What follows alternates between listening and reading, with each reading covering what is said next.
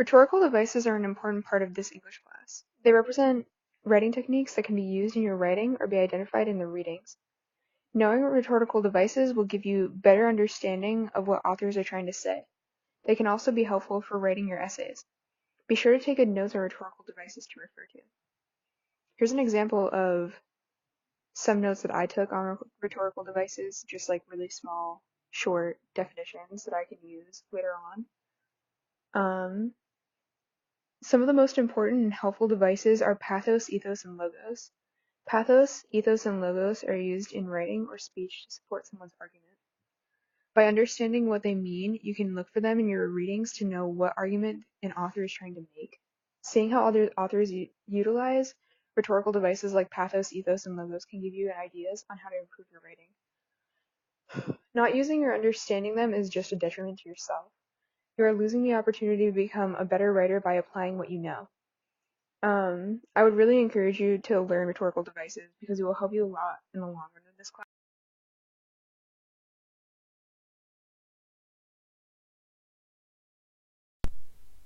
For this tip, we'll be talking about proper MLA and citation format. For the first part, we have logic documentation. The first thing that always should come first is the author, and then a period.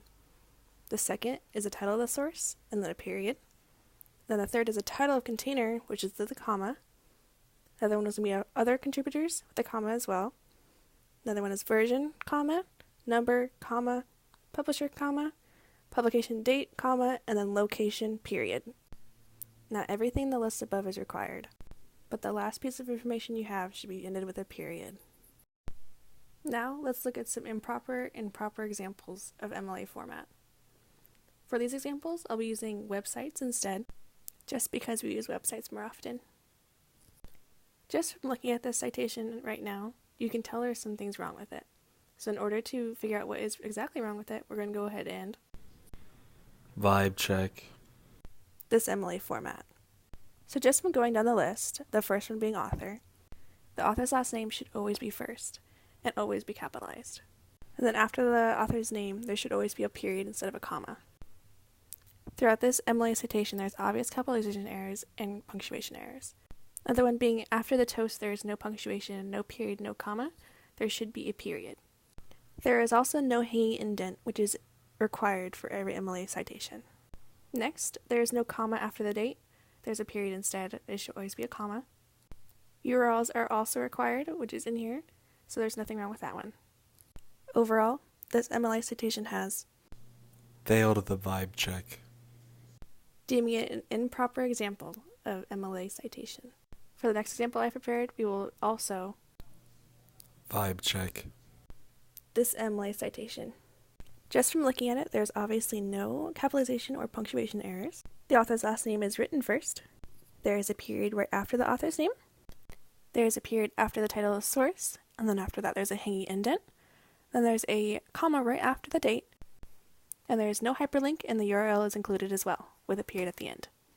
Meaning all in all, this MLA citation has passed the vibe check. Hi, so I'm going to be talking about the proper and improper ways of having good communication habits with your professor. Okay, so one proper way is to send emails with a formal voice and to be very specific on what you're asking. So here I provided an example of me just asking for clarification and about a website for my Works Cited page. So an improper way of sending an email is to just be not very specific and not using the right language and not getting your point across. Watch your profanity. Okay, so here's an example of that, of me just saying that I need help with the research argument without being specific. Another way of having good communication habits is to ask productive questions that are relevant to the discussion and not asking kind of stupid questions that are off topic. Did the bus come yet? Oh, yeah, the bus came. The bus came and left, and I stuck around just to let you know. So another good habit is just communicating with your professor, maybe after class, if you need any help on an essay, so you know what you're doing and you can actually get it done. If you're confused on an assignment and you don't get it done, an improper way is to email the professor an excuse as to why you didn't get the assignment done, and professors don't like this. And you usually can't actually convince them. Just keep saying it. Keep saying it out loud. And maybe you will convince Hope, because you won't be convincing anybody else, so dream on. Peer reviews are essential to writing essays in this class. Not only do the discussions count for points, but giving a well-detailed peer review can take someone's essay to the next level, and they will return the favor, helping you out in the process. A good way to make sure you give a good peer review is to cover all of the points, and be a bit of a dick. No, I don't mean like a Gordon Ramsay type dick. Seriously, surprise me. Thank you, Chef. I was hoping you'd see that. I mean, I'd give it all I got. Give you 110. You surprise me to how shit you are. Maybe like a Gordon Ramsay type dick. I think you've got to cream the butter first. The sugar, the butter, then the eggs and the flour. What way are you making it? I just did it backwards. Don't you worry, my darling. Let's start. Making sure you are a stickler and precise when critiquing is best. Constructive criticism works very good too. Here are some examples of proper and improper peer reviews. This person clearly goes through all of the points. It is very long, and it is giving a real criticism. This one is improper. It doesn't really critique much, and it's very short, and not very helpful to the writer. Another way it could go bad is if you try to change the person's essay too much.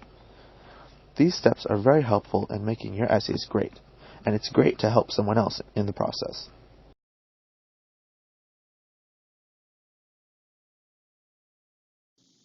When you're considering how to pass English 101 with Tara King, one thing not to do is to not procrastinate.